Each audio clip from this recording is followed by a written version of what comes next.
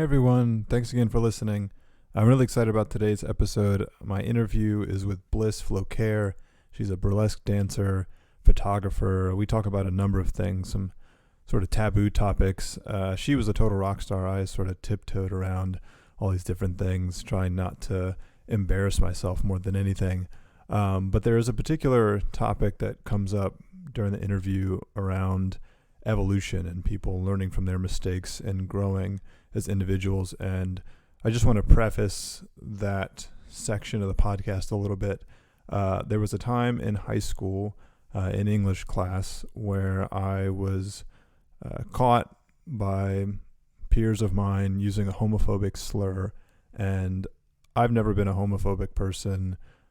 I would like to think that I've been a pretty nice person most of my life, but it's one of those things where it's a word that I heard used by another person or in a song or something, and just thought, oh, okay, yeah, like that's what that word means, and I'm gonna take it and run with it, and not realizing what exactly I was saying and who it might offend. And so it was a pretty transformative moment for me as an individual, and not a moment that I'm particularly proud of, but I am thankful that it gave me the opportunity to learn from my mistakes. And so, again, that is something that comes up in the show. I don't want people to hear that and think, oh, Justin's actually a horrible person. I've been misled this entire time. Other than that, it's a pretty uplifting interview. Like I said, Bliss was awesome. We got to cover a number of different things. This is the longest interview that I've done, and for good reason. She is really knowledgeable on photography, on dancing. We talked about sex workers and the struggles that they have right now across the country. We talked a little bit off mic about Hustlers, the movie that's out right now with Jennifer Lopez. She highly recommends it, and I can't wait to see it based on that recommendation. So stay tuned. Again, it's a great interview. Obviously, you can always find these interviews on the website, buddyruski.com. You can find them on all the streaming services. You can look me up on the internet, on social media, at Buddy Ruski, BUDDYRUSKI. Love to chat. Love to talk to you more about the interviews that I'm doing, about media, you name it. My phone is always open to listeners, so hit me up. With that, this is my interview with Bliss. Hope you enjoy it.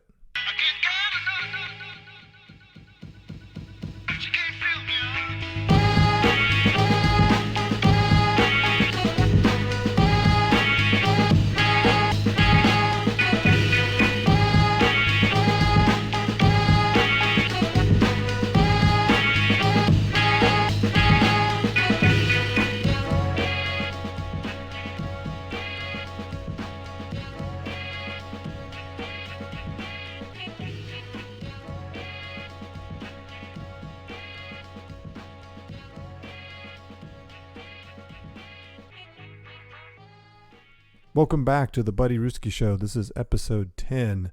Very proud to be in the double digits now. My guest today is my dear friend Bliss. She is a burlesque dancer, photographer extraordinaire.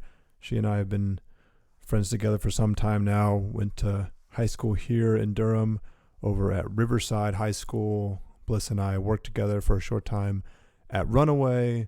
And generally, Bliss has been a guide for me, particularly on her Instagram page, as someone who I look to when it comes to many sort of taboo topics around gender identity, sex work, you name it. So I'm really interested in having this conversation with her and unpacking some of these topics that I feel very uneducated about, and would like even more guidance than she's already unknowingly given me through her social media. So Bliss, welcome to the Buddy Ruski Show. Yeah, thanks for having me. Like I said, this is an opportunity for me. I've told everyone that I mentioned when I was going to do this episode that I'm ready to have my ass handed to me. So don't feel like you have to hold back if I make any missteps during our conversation. But first, I'd love to just have you introduce yourself, sort of where you're from, your background a little bit. You told me that you were not born here in Durham, but have been here for most of your life. So tell everyone a little bit about who you are and sort of how you got to this point. Yeah, my name is Bliss. I am originally from upstate New York. I moved here when I was 7, so been here for 20-some years. And I have always been a pretty creative child person. My mom was an artist and gave me a lot of freedom to explore myself, which I'm really thankful for. And I started dancing when I was pretty young and started doing theater, and I just really loved being on stage. And because of, I think, the support that she gave me to explore things that I wanted to do, I grew up to be a fairly confident person. And later in life, the theater, stage, dancing, and confidence all culminated into me auditioning at a strip club and doing it because I was really interested in the culture, and then finding that it was something that I really enjoyed and loved. And since then, I have used that throughout my life. You'll always hear strippers say that, or sex workers in general say that working in that industry, I mean, it just gives you the skills to interact with people in a totally different way. And yeah, I am now also a photographer, and yeah, that's pretty much what's brought me to this point. I travel a lot, but Durham is home base. I feel like maybe you're not giving yourself enough credit for all the cool and interesting things that you do. I have so many things. Who were some of your influences? You said that you got interested in dancing and theater and pretty early on in your childhood. Who were some of your influences that you think you look to, not just in the dance and theater space, but specifically when you talk about having the confidence at that early age? Were there any people that you admired? I don't think it was as much that there were people that I admired or that I sort of it inspired me to be that way. I really think it was more so that that confidence and that curiosity wasn't ever questioned as a child. And I have worked extensively in childcare and with young children's education. And I find that when we put the questions that we, like our insecurities as adults, when we put those on children, or when we say like, oh, don't dance like that in public, because we might find it embarrassing, that the children, they don't have that sense of embarrassment. And as adults, we really cultivate that and we build that into these children. And so I think it was more so that I just didn't really have that. And same with my sexuality. Like my sexual identity was never, that was never a topic of conversation. I never had like a coming out moment because there was nothing to come out. It was just, I'm dating who I date, and that's okay. And I know I'm really lucky to have that, and that's really rare. Yeah. How did you end up here in Durham? You said you moved here from upstate New York when you were 7. Yeah. What was it about Durham? I guess it was that your parent that brought your parents here. Yeah, my mom is or was a Waldorf school teacher, which, if you don't know about Waldorf, it's like Montessori but more hippie, if you can imagine. And so she worked at Waldorf school in Buffalo and then in Toronto, and then there was one here, and they offered her a job, and it was not some place that I think she ever expected ending up, but we moved here and didn't leave. So were you living in Toronto before you moved to Durham? I was, yeah. Mm-hmm. Do you remember much about that? I do. I just remember it being totally magical. We lived on a maple syrup tapping farm, and there was like a little pond behind our house, and just crazy dragonflies, and the snow sometimes would be like up, like literally up to my chest as a child. Sure. But still, yeah, I remember it being totally beautiful and magical. Have you been able to go back? I haven't been back to Toronto, I don't think. I recently went up to Vancouver and road tripped around there, and sort of a similar, I mean, obviously totally different sides of the country, but similar vibe. And yeah, their way of life is pretty different. I got to go to Montreal for a weekend. We stayed at McGill University for the program I was teaching last year, and one of the first things the woman that was one of the co-directors of the program, before I got there, because I told her I'd never been, she was like, I'm just warning you that everyone in Montreal is absolutely beautiful. And she wasn't lying. Yeah. And I just remember being awestruck by literally every person in their normal like work attire or workout attire, whatever they were doing. To be beautiful, yeah. And I assume that's the French influence in that particular province. But yeah, if you ever get a chance to go to Montreal, I would bump it up on your travel list. Yeah. So you've been in Durham for most of your childhood. Your mother is teaching down here. When you are graduating from Riverside, what is it that you're sort of thinking about career-wise? Oh, theater, 100%. Yeah. I wanted to be a movie star. And I mean, it was like my only passion besides smoking weed. But yeah, I mean, I was so enamored by everything theater. I was definitely more into the dramatic, dark, moody, like tear your soul out and leave it on the stage. And again, I had no problem with that vulnerability. And that was really the only thing I ever imagined doing. Was it theater specifically, or was it just acting in general?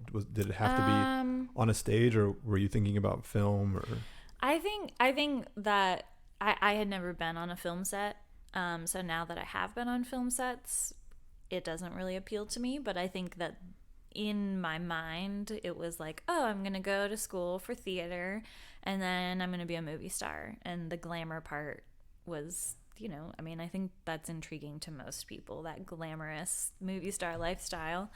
But what I really loved, and what I still really love, is that on stage total like presence with your audience. And I definitely miss that. And I do it in other forms of art now, but there was a period of time where I wasn't on the stage, and it definitely felt like, I mean, I think if you have something that you are totally passionate and connected to, when you let that, because I definitely let it walk out of my life, it feels like there's this like emptiness or this hole that can't be filled with anything else. Did you end up going to university after high school? Yeah, so I went to Wake Tech for a year. I was kind of in that phase of like, I just want to be on my own. I don't want to live with my parents, and you know.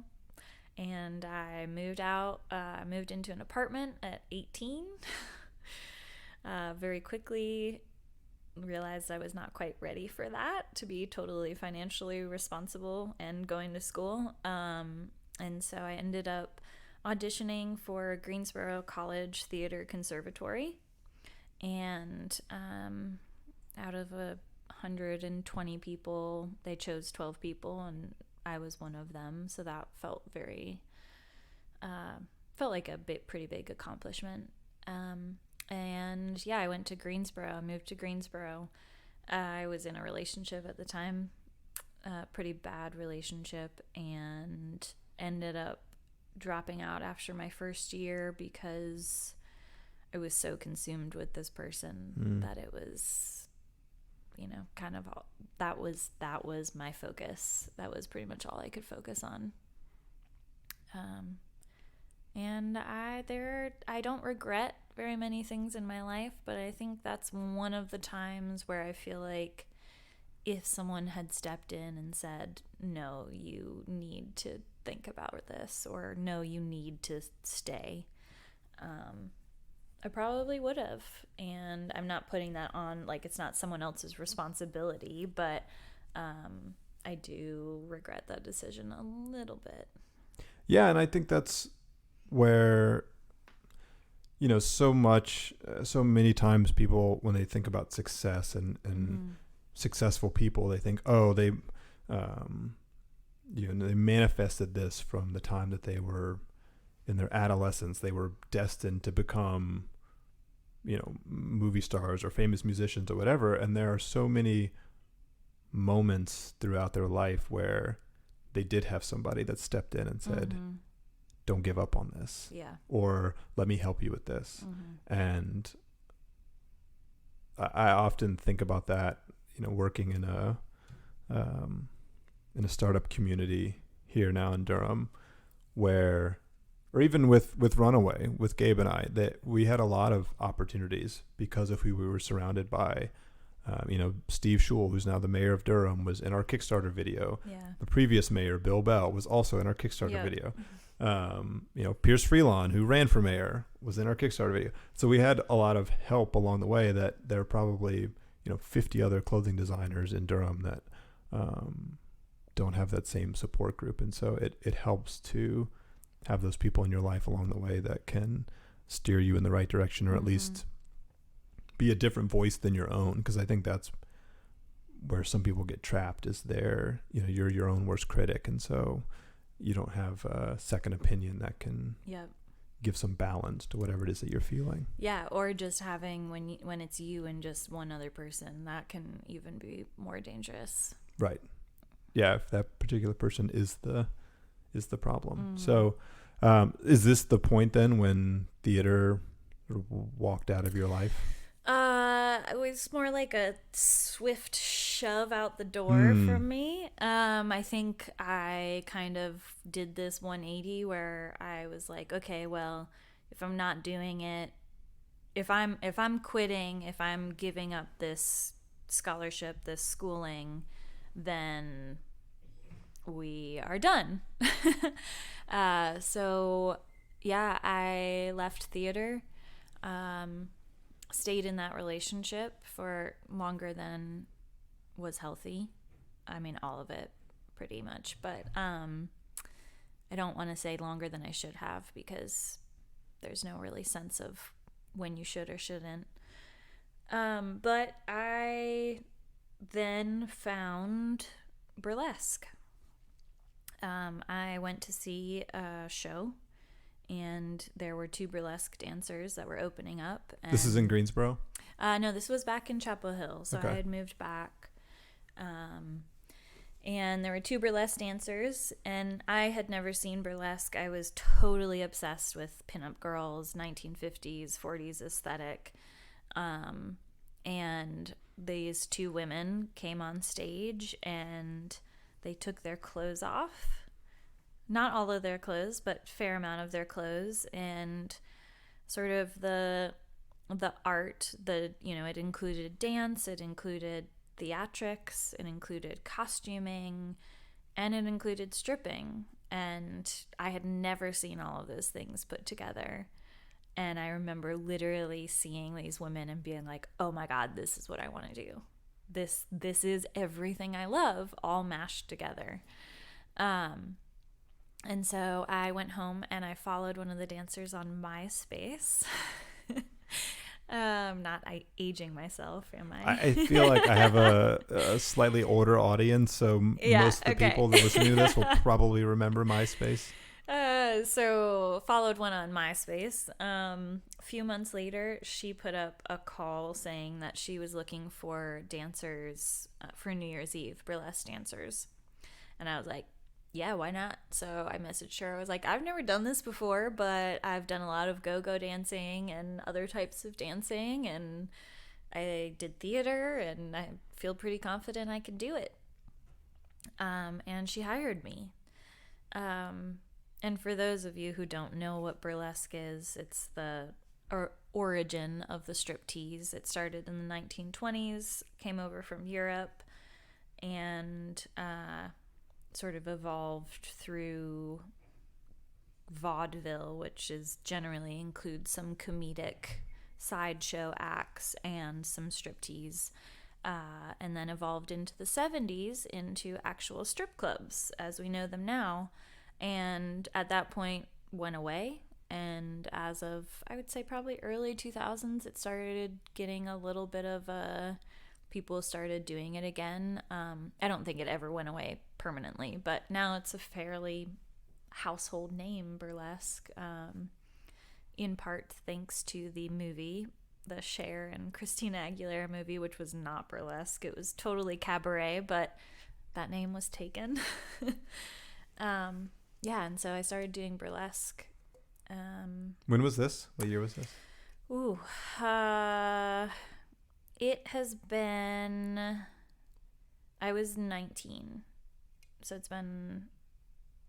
We can leave it at that if you want. Yeah. It's been 11 years.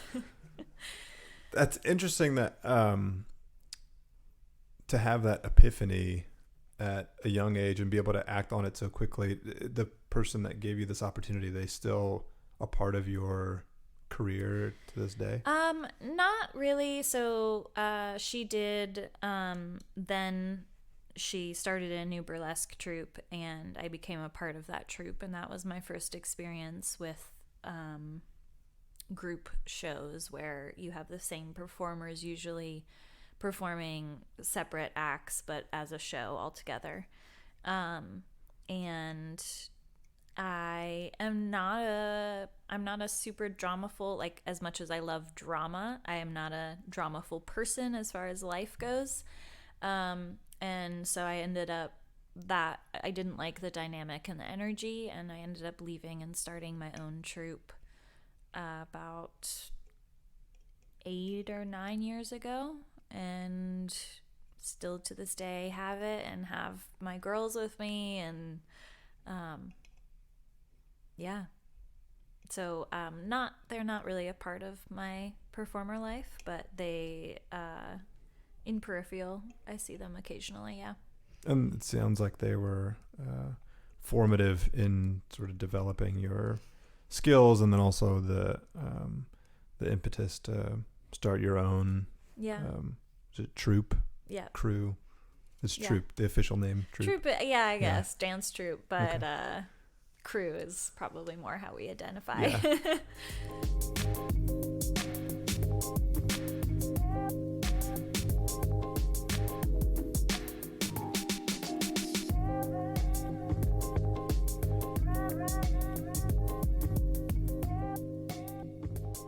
Walk through some of the larger misconceptions around the work that you do. It could be dancing in the burlesque world. It could be around photography. It could be around sex work. But just what are the things that you find in your day-to-day career that you wish more people were informed about so that they didn't continue to make the same mistakes? Yeah. Let's see. Okay, so we'll start with identity. And this is very new for me. I would say, within the past 5 years or so. I didn't really, again, I grew up in this environment where I didn't really have to say, this is my sexuality, this is my identity, and that in a way led me to be a little bit naive, honestly. But I think that as a photographer, one of the things that I really wanted to focus on was body and identity positivity. Body positivity being that your body is beautiful and that I want to give you a space where you are able to celebrate that. And that puts pressure on me to be a safe space for someone. And it also makes me incredibly grateful when someone does decide to take me up on that space. And then as far as identity positivity, just really being open to every type of person. I mean, we have like, and at this point we say he, she, and they, them. We have 3 identities that you can be, and that seems so small as far as the amount of people that exist on this planet that you have to fit in. It used to be you had to fit into 2 categories, and now you can fit into 3. Woo! But I try to be I mostly do wedding photography, and the wedding photography industry is very heteronormative. And I'm trying to change that and to educate other photographers and just people in general that using he, she, or bride and groom, or bridesmaids, groomsmen, it's not necessary. Like, these are just words that someone made up that have become known as the standard. They're the tradition. Yeah. Yeah. And we don't have to use those. We can use wedding party. We can use partners. Doesn't have to be bride and groom. And so just changing these really small verbiage to be inclusive is so minor and it might, it feels a little uncomfortable and a little awkward at first, but it becomes, second nature once you are actually practicing it. And just, I ask in all of my intake forms, I ask people I actually used to say, what is your preferred pronouns? And I was recently, educated that preferred pronoun is saying, like, what would you prefer? Not what is your pronoun? And so I've changed that now. And so I am constantly learning too. And I'm always open to feedback, especially surrounding things that don't directly involve me. I think that's maybe the hardest thing for some folks is that, and this is true not just with gender identity and sexuality, but with race and a number of other things, is that if you don't have that safe space to ask questions and be corrected, then you won't do it. You won't ask those questions, and you'll continue to live in the bubble that you've existed in, and you'll continue to act the way that you've always acted. And it's in some ways unfortunate that there have to be these people that serve as the educators, the teachers for all of us. And I'm sure they get sick and tired of always being that person in their friend group or in their family, where they're just like, Uncle Jimmy, like, we've talked about this. You can't say that anymore. And for people that have, they have always done things a certain way, breaking those habits is not an overnight transformation. And so there's this constant growth that has to happen. But if, I think in a lot of cases, particularly around these topics, because they are taboo, there aren't enough spaces where they're constantly being challenged and evolving, and so we're not able to make the progress that we hope we would be able to. I remember even as a kid, there used to not be a box for multiracial, and so I'd always have to ask the teachers, like, well, can I check 2 things? Like, one of my parents is like this, my other parents like this, and that was only like 10 years ago. It's helpful Well, to we're have those constantly spaces. trying to fit people into boxes, Right. right? That's what's comfortable. Right. And we even create new boxes. It's not even just that we're trying to fit them into the boxes we already have. We create new boxes and then put people in those boxes. So now we have, I always feel so lost whenever I'm in a conversation about what I used to say was LGBT rights. And then it seems like every time I would have the conversation, there'd be another letter. And sometimes I would just throw my hands up. I was like, I don't know. And it's hard for me to keep up. And I'm not saying that I don't want to learn, but I'm also just at a loss because things are always changing. And so it's very liberating on the one hand. And it's also, again, I think really hard for people to always be changing and evolving and staying on top of those things. Yeah. And I think, society, the media and society often has taught us that it's shameful to ask questions about those things, and that's a way of controlling us and not making it a common subject of a household conversation. We don't talk about sex work at the dinner table. We don't talk about queer identity at the dinner table. Things like that. That's not something that is okay to talk about. And I have always been very open and very honest about my part in sex work and my identity, my sexuality.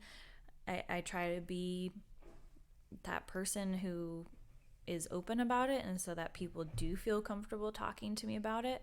But at the same time, it's not my responsibility to have to educate everyone on it. And so it can feel exhausting at times.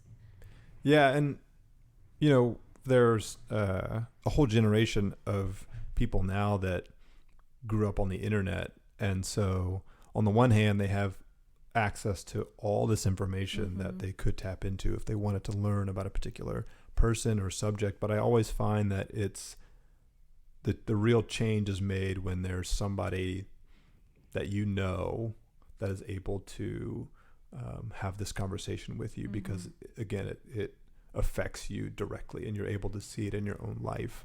I remember I was in English class in high school at Riverside and was having a conversation with a few of my classmates, and I don't even really remember in hindsight what the topic was about, but I must have been 14 at the time, and I used the word faggot in a conversation, and a peer of mine, I think she goes by a different name now, but Hillary Reagan was the person that was sitting next to me, and I remember turning and looking at her, and the look on her, I will never forget the look on her face, this overwhelming disgust, but almost more so disappointment in me as someone that she looked to as a friend and someone that she trusted. And I don't know that I've ever used that word since then. And had it not been for that moment, I probably would have continued to, maybe eventually I would have evolved and had a similar moment at some other point in my life. But I just remember thinking in that moment, this really, really hurt them. Yeah. There are kids now that doesn't happen for them because it takes place on Twitter or on Instagram or on Facebook. And so they say something and then they are not turning and looking someone directly in their eyes. And it's a lot harder to be held seeing that emotion accountable. Right. So although a lot of that information is available, that accountability from your community and from your peers is all happening online, and it's not happening in a way that's really changing minds. If anything, I think it makes it worse. And so, I worry about that because you and I are probably the last generation before the internet was ubiquitous. Before everything was at your fingertips. Right. So you've spent the last, or it sounds like most of your professional career, sort of working in burlesque.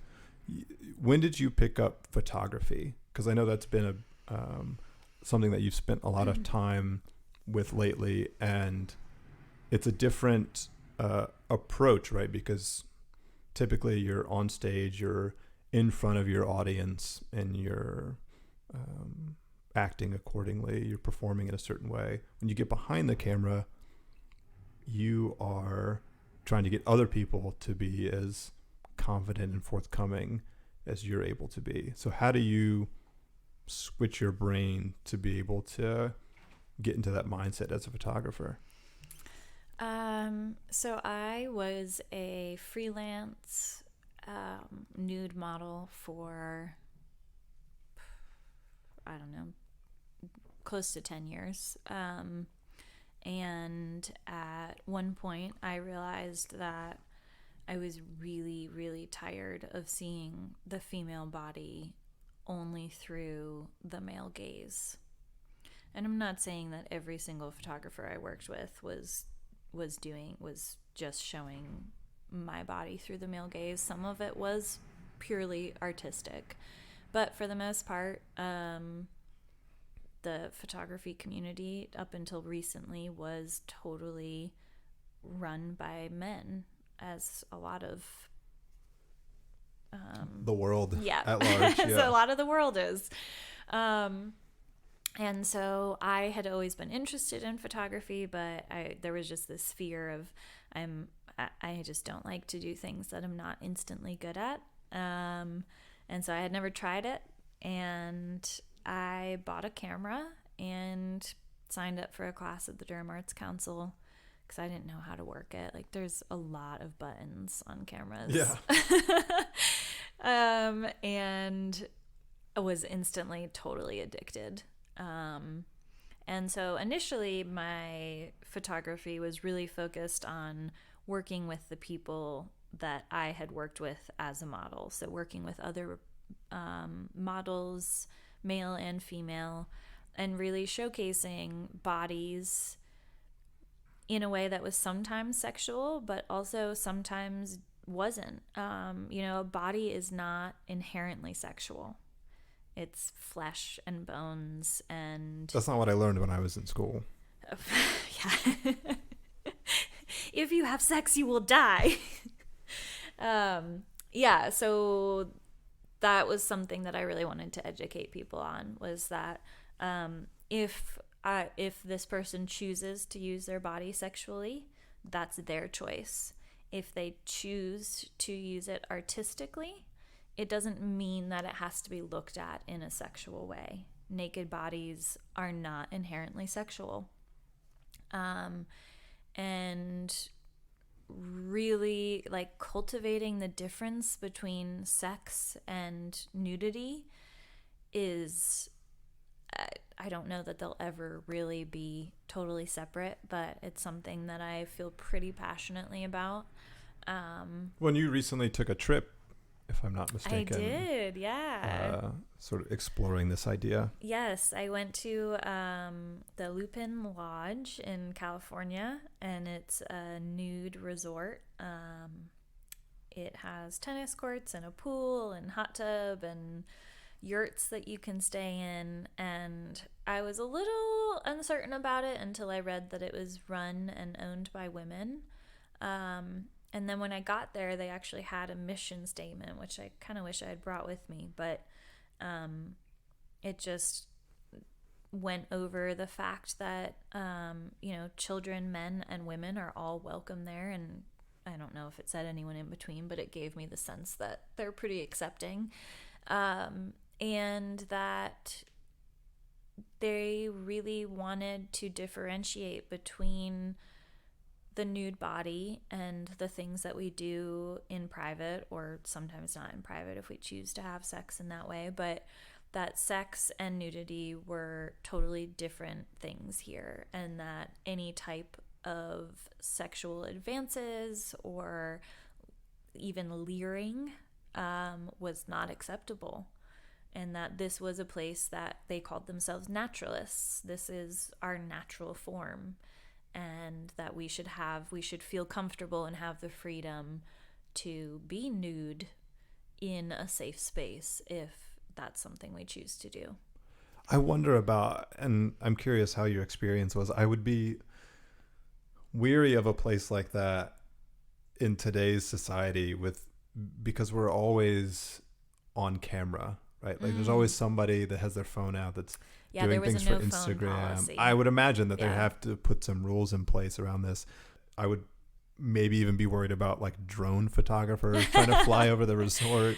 I think it was a 15-acre piece of land, with no signs leading up to it. But it's also not a place that you would just stumble upon. It is not a place you would stumble upon. And for me personally, my nude photos are on the internet. You can see me nude often. So that was not a concern for me, but I do totally understand that. And again, that's like, there's a sense of shame surrounding your nude body being shared with other people. And I think that's really like the deeper issue there is, why do I feel shameful about my body sharing my body with other people? And I think that's a much bigger societal issue. Yeah, I remember on a few different occasions either having conversation with you online or in person about particular experiences with photographers and them not going well, and just I think that is what it takes. I know there are a couple other female photographers that I follow. Jessica Arden, who you may or may not know, has been doing more I'm going to butcher the word, so I'm not even going to try and say it, but more like sensual photos for women. And I think that's super important to have. Jessica's somebody who's done photos for us, for Runaway, and I remember always thinking, like, she is really, as someone who didn't particularly like having their photo taken, really welcoming and comforting, and makes it feel like this is not as big a deal as it was made out to be.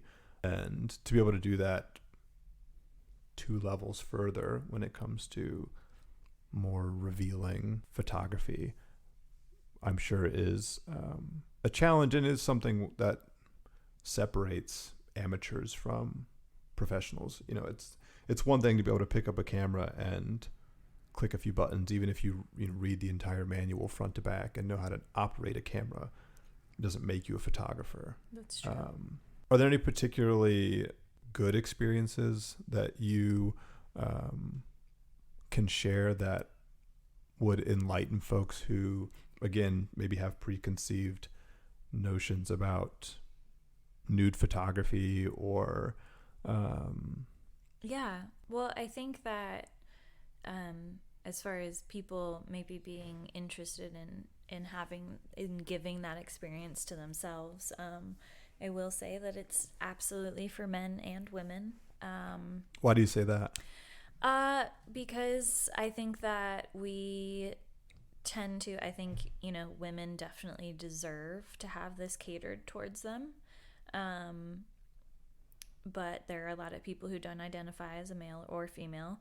And there are also a lot of men who would really benefit from the experience of this vulnerability that it takes to be naked with someone else that is not yourself or your partner. And most people don't spend very much time with themselves nude. That's just like maybe a couple minutes when we get out of the shower, maybe when we're having sex, but like that's tends to be the extent of most people time being naked. It's actually the state of being that I enjoy the most. I wish that I could spend more time. It can be really comfortable. And so I think that, all identities and sexualities and all people in general really deserve to have this experience. But I think that as far as from a observatory standpoint, I really encourage people when they see a photo of someone nude to really think about it. Like, don't just be like, oh, there's a naked woman, or oh, there's a naked guy, or there's a naked person. You can sit with it. Like, you don't have to just be like, oh, nakedness, bye, and like swipe up. You get the endorphin or double hit, tap and swipe, and then you know? and then you move on. Yeah, you can look at it and you can say, okay, so are we expressing, do we think this person is expressing sexuality in this photo? Is that why this was posted? And that's okay. It's okay for a woman to express her sexuality online. It's okay for a woman to express her sexuality online.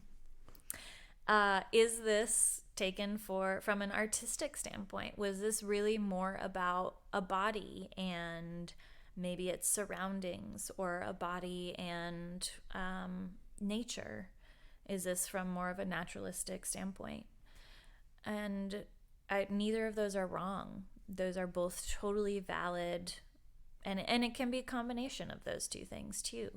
But I think that a lot of people will be like, I remember when I was doing a lot of nude modeling, a lot of people would be like, she's not doing this for attention, she's doing this for art. And I'd be like, well, sometimes, but sometimes I also really like to express my sexuality, and I'm comfortable with other people seeing that. And I want other people to see that so that they might also be comfortable in that.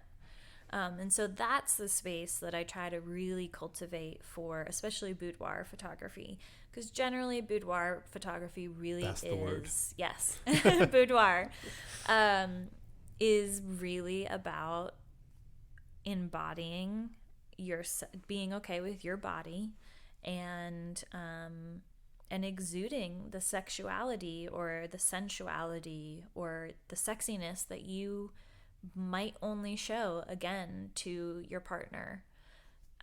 And some people don't even get that vulnerable with their partners. And so I think, again, holding that safe space for people to be comfortable doing that. And then if I'm lucky, they're comfortable with me sharing those photos so that the whole world can be like, oh my God, you're so beautiful, or you look so confident, or this or that. And what I hope people see in these photos is that this is you. This person did not have more experience than you. They're not a professional model. They didn't have more confidence. The only thing they did was they took that leap to send me an email or send me a DM and say, hey, I'm scared, but I think this is something I'm really interested in. This is something that I'm not proud of, but I feel like whenever I see photographs of mostly women in some sexual position, and there's a really artsy caption on their Instagram post, I'm always just like, you are so full of shit. Like, this photograph is really just to get my attention, and this caption is misleading. But we're taught that it's not okay for us to just be posting something for attention. Or even for the art on the other end. Like, it can be, it's somewhere on that spectrum. But whenever I see those things, I'm just like, oh, give me a break. Like, don't quote, Emerson. When it's really just when look you're at like, my butt. It's like you hanging off this balcony with no clothes on. And it's not fair. I don't, like I said, I'm not particularly proud of that opinion, but I do often roll my eyes when I see stuff like that. But there can be, again, there may be a sense of an epiphany for this person when they're hanging off of the balcony naked. They might be like, oh my God, this is my truest, most comfortable form, and I felt really empowered doing it. And I think that's really what it is for everyone. I think it's about empowering people to be comfortable doing what they like to do.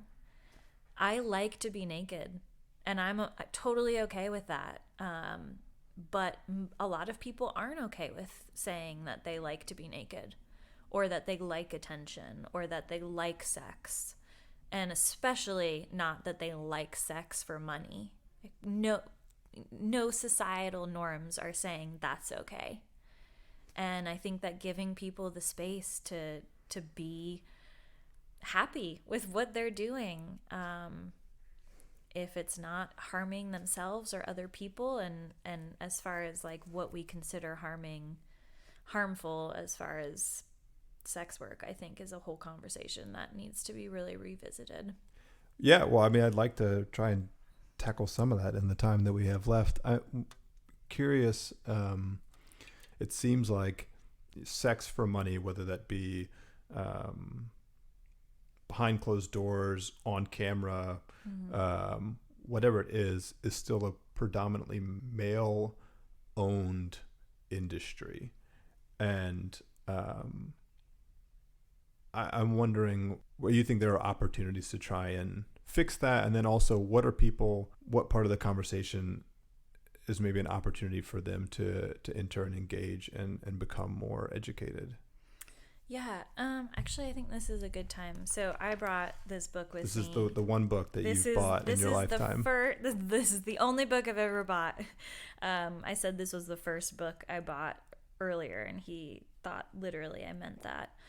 This was the first book on sort of my introduction to sex work and feminism, and it's called Whores and Other Feminists. And it's a compilation of essays, stories, poems, all written by sex workers who all consider themselves feminists. So this is an excerpt from Vicky Funari. This is great. I feel like we're doing like sexy reading Rainbow right now. Oh yeah. Should I put on my sexy voice? There is no standard sex worker. Each woman has her own reasons for working, her own responses to boredom, pleasure, power, and or trauma, her own ideas about the work and her place in it. This work can be oppression or freedom. Just another assembly line job, an artistic act that also pays well, comic relief from the street realities, healing social work for an alienated culture. What is at work within each woman that lets her accommodate this situation? Intense denial, infallible sense of humor, codependency, incredible strength, a liquid sense of self. The only safe thing to say is that we're all in it for the money. So I remember reading that and just being sort of blown away, because we think of, I think a lot of different people have different senses of what a sex worker is and why they're doing it. And the answer is you don't know unless you ask that person. I don't know why a painter is a painter. I don't know why they do it.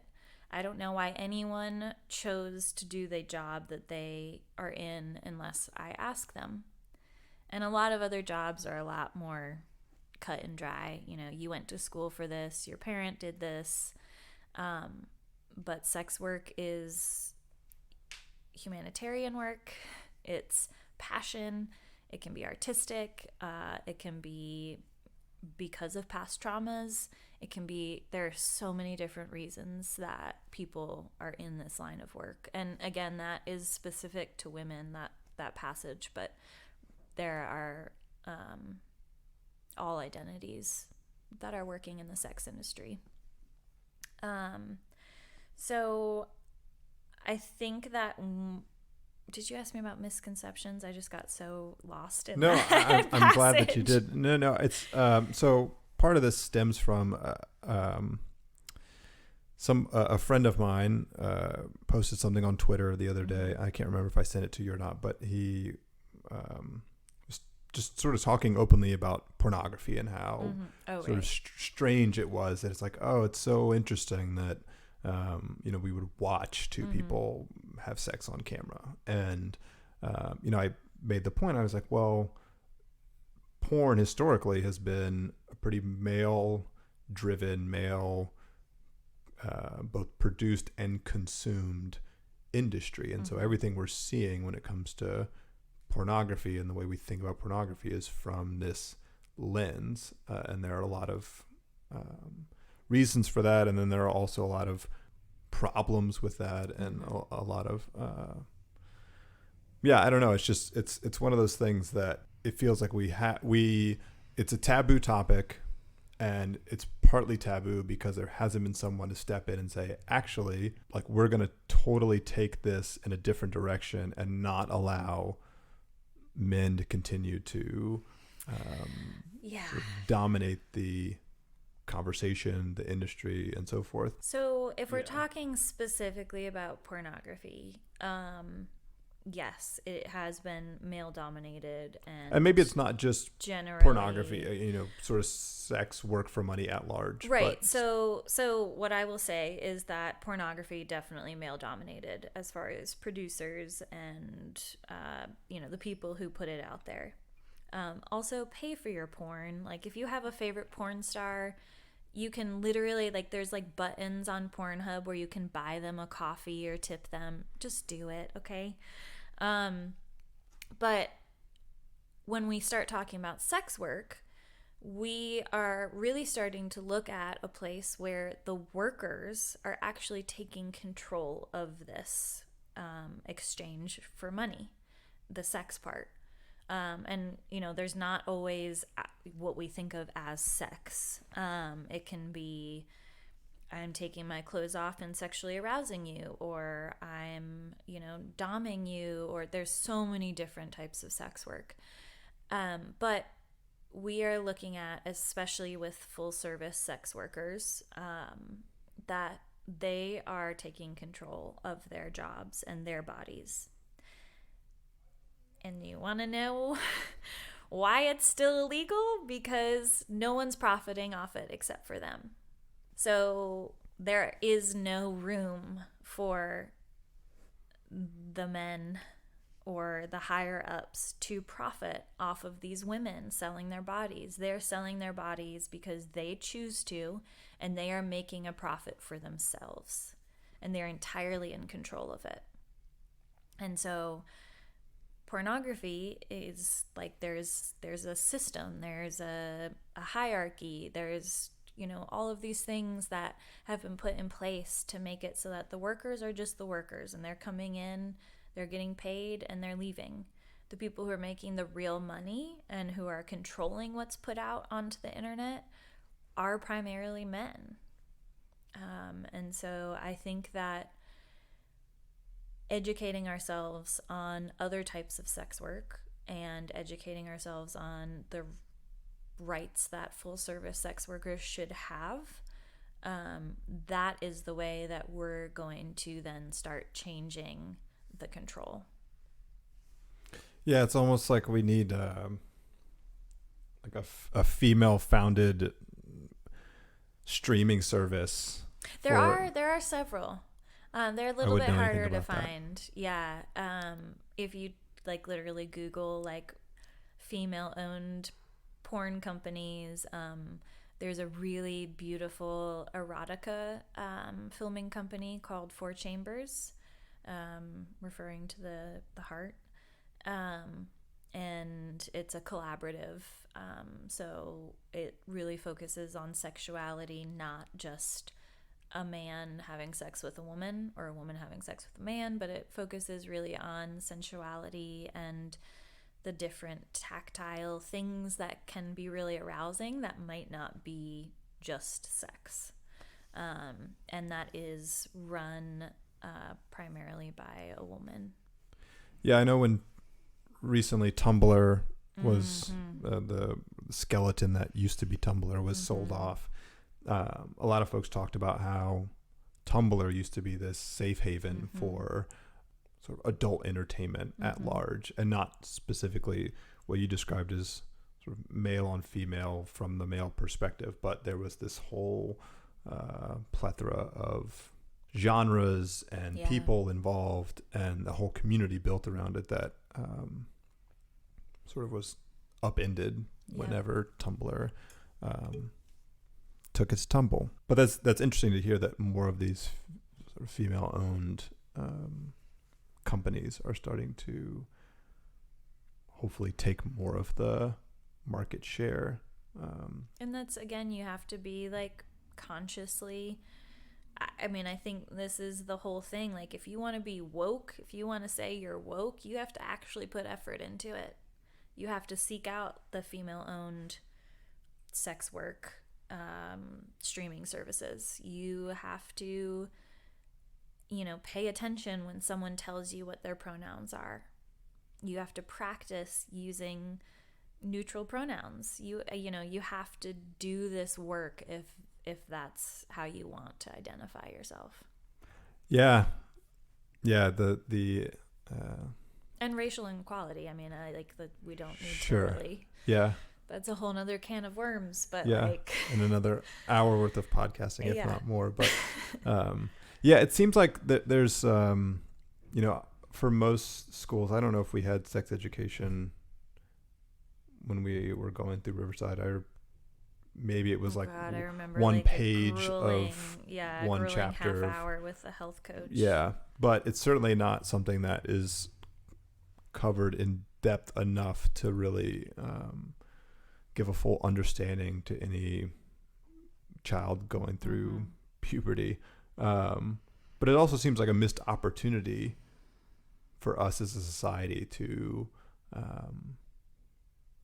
set our kids, on the right path as they become adults and are like, I mean, these are the formative years for them as their body is transforming and they're becoming more self-aware, and we really do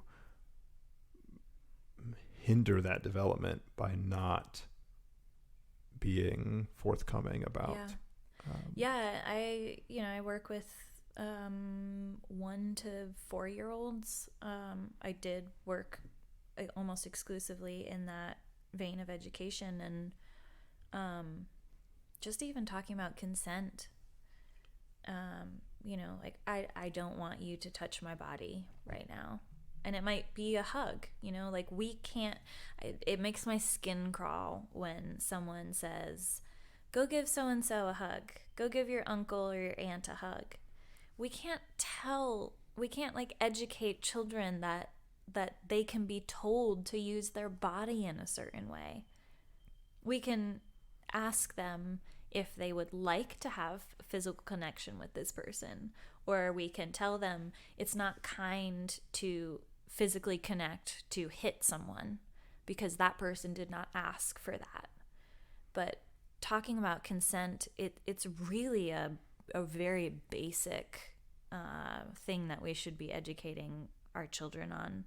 And then later on, talking about sexuality and not making that shameful.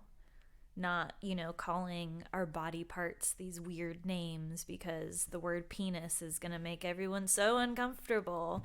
That's not going to help anyone, actually, because then you're going to grow up and you're going to think, oh, it's not okay for me to talk about this because it was hush-hush and shameful when I was a child. So I think that's that education, sex education, body education, identity education is so important from such a young age. And if we don't teach our children that it's shameful or something that should be talked about in whispers, then they're not going to grow up thinking that's the way it should be talked about. And I've seen so many articles that are like porn is basically their sex education. They're not being taught in schools. They're not being taught by their parents. And so they're getting it from older siblings who are also getting it from porn. Or and particularly now, and again in the age of the internet, where you can access these things at any time with 5G connection. It's not like back in the day you had to sit there with a dial-up and you might be out of luck. It's like, I can just get it on my mobile phone when I'm on the train home. Yeah, and of course, again, if they're watching porn and this is their introduction to sex, this is from a male gaze generally, very theatrical show of sex. And if you don't understand that, you don't just walk up to someone and be like, okay, I'm gonna stick my penis in you. You talk about things, and you maybe ask people what they like and where they want to be touched, if they don't want to be touched, things like that. I mean, I do think that there being that porn being accessible is great, but I think that if we're not educating, it is theatrics. I think that that's the bottom line of it, is that this is a performative art that is made for one specific reason, and that's to get us off. And that's cool, but that should not be sex education. Although you do travel quite a bit, you did say that Durham is your home and has been for most of your life. You and I have both worked in the arts community in some facet for the last decade or so.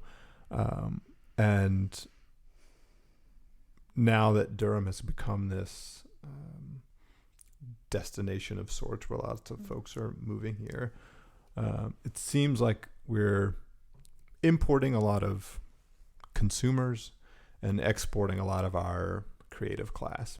And so I'm curious what you think about the state of Durham as is, and as someone who does get to see a lot of the rest of the world, if you think that Durham is a place that you and just artists in general can continue to sustain a living here and build their craft here in a equitable way where they can actually make a life for themselves. Ooh, yeah, I think from my experience traveling, I would say that the speed in which Durham is growing is pretty unique to what I've seen. And I think that's where the danger is. I think that we're saying, yes, people, come. Like, yeah, we want you living here. We're going to build these giant sky rises. We're going to knock down all of these small houses, and we're going to build these giant houses that the people next door to these giant houses could never afford. And they're lucky if they own that house. And I think that it is happening at such an intense, I mean, it's only been 10 years.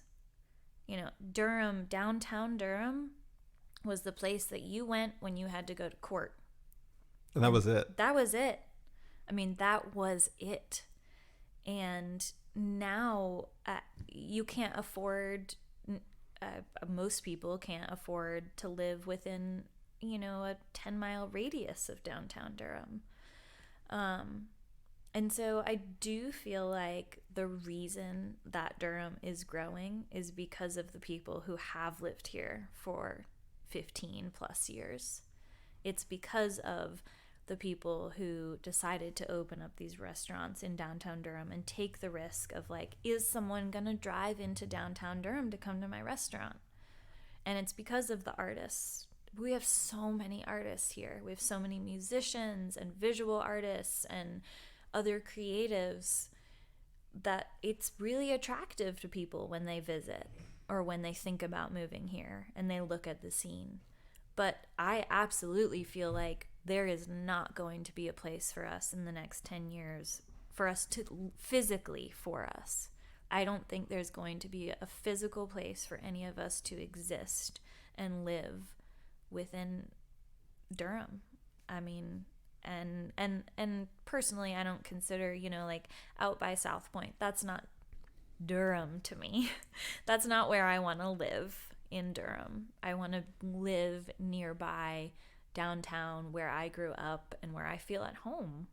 And yeah, I don't think that Durham is taking into consideration the people who are being pushed out by the people who are bringing money in. And I understand the need for money. I understand the want for money. I understand greed. Like, I love money. But I think that if you're not supporting the people who were the pioneers for people wanting to come here, I mean, that's just being corporate, right? Yeah, it's tough. It's a catch-22, because on the one hand, when you own a business, you want as many customers as possible, right? And the more that Durham grows, the more potential there is for those customers. The flip side of that is that a place like the Carrick that used to be in the heart of downtown Durham moved from their location on Paris Street down Main Street into the Golden Belt area, not even really in Golden Belt, but sort of Golden Belt adjacent. And now, this month in September will be their last community show, and that's it. And I don't think that that's for lack of trying. It's not as if they're going away willingly. And so, the Carrick, when I first started working with Gabe at Runaway, that was one of the institutions that I remember admiring and looking to, like, oh yeah, I want to be like Laura. I want to be like the Carrick. And I think they do such a, but they represented an essence of Durham that now doesn't exist downtown. And it's not as if the Carrick is being replaced by some other version of the Carrick. It's being replaced by a burger joint or an office space, or I don't know what else.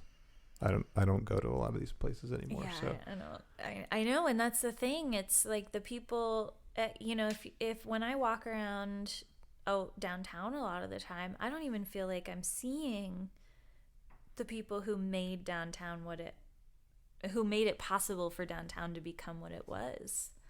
And I feel like we're all kind of searching for this like space in our own home, this space where we now fit in. Like, where are we going to be corralled to next? Where can we find a safe space that is also affordable for us to live in? And I feel like that's not on us. I don't feel like that's our responsibility. I feel like that's on Durham. I feel like the people who are approving of all of these plans and who are saying, yeah, it's fine, you can knock down these houses, you can buy these houses and knock them down and build McMansions. I don't think it's okay. And I think that if you're not creating a space for people that is either rent controlled or is giving people the opportunity to say, hey, I can't afford to live here, but this is what I do in the community, can I get a break? I think if you're not creating those opportunities, you're gonna lose us all, and I think that's tragic. Yeah, and then you end up becoming, like any other city, any other similar mid-size, slightly progressive town in this country, and then people are like, oh well, if Toledo becomes slightly more affordable than Durham in 5 years, I'm just going to leave Durham and go to Toledo and do the same thing. They have craft breweries there. They have a couple music venues there, and they opened a 21C hotel there. So I'm just going to move to Toledo, and then Durham becomes Durham, circa 1993, and we're right back where we started. Yeah. And so it's interesting. Again, Jay Gunn and I had this conversation when he was on the show about how do you build for the next 20 to 50 years and not just see what's right in front of you. And I think that's the challenge that Durham will have, is building sustainability in its workforce, in the people that live here, in its creative class, to be able to continue to say for years to come, Durham is a great place for artists. Durham is a great place for musicians. And I will say that Monica Byrne is organizing artist talks with the city council. I believe it's Wednesdays. I'm probably going to mess that up. They've had a few already. Yeah. Right? Was it Wednesdays? We'll get that fact checked. Yeah, we'll fact check that and let you know. But if you are an artist and you want to speak to city council, that's a great opportunity, and highly encourage everyone to actually, again, take action and educate yourself and let take the opportunities that are available. I'm going to get you out on this. What are you inspired by right now? What's something either in your work life and your personal life that is inspiring you to get up every day and keep doing what you're doing? So I'm just going to say the first thing that came to mind. One of my really close friends she does a lot of body work and a lot of emotional work and a lot of different aspects of sort of what we would consider like woo-woo. And honestly, it's been really inspiring just to be around her and to see her vocabulary change and to, in part, allow my vocabulary to naturally change to include like allowing myself the space to feel vulnerable or to communicate with someone that I'm upset or to put my needs out there. And to feel like it's safe to say, this is what I need. If you can't offer that, that's okay, but I would like some clarity on it. And so having these new like verbs and this new way of communicating, I've felt very empowered and a lot of, a lot of clarity in my relationships with people. That's really important. It seems like better communication could probably solve all of our problems.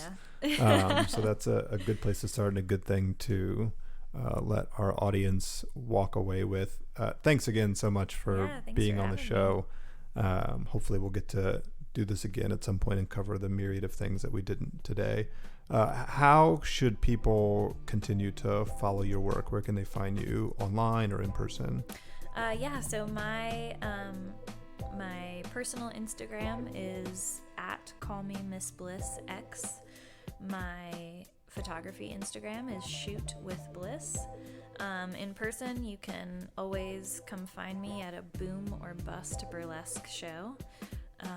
We have one this coming Saturday at the Men's Club. It'll be our first burlesque show at a strip club, so that should be a new experience. Yeah, usually they don't really go hand in hand. Huh. Or you can hire me to take pictures of you. That's a good place to start. Yeah. Give her more money. Money. All right, everyone. Thanks again for listening. This has been a great conversation. Again, you can always check out this show and more at the Buddy Ruski Show on Spotify or Apple or wherever you listen to shows, or on the website, buddyruski.com. They always get posted there. If you would like to support the show, I do have a Patreon page, so you can always go to patreon.com/Buddy Ruski. Until next time, we'll see you then. Bye. Bye.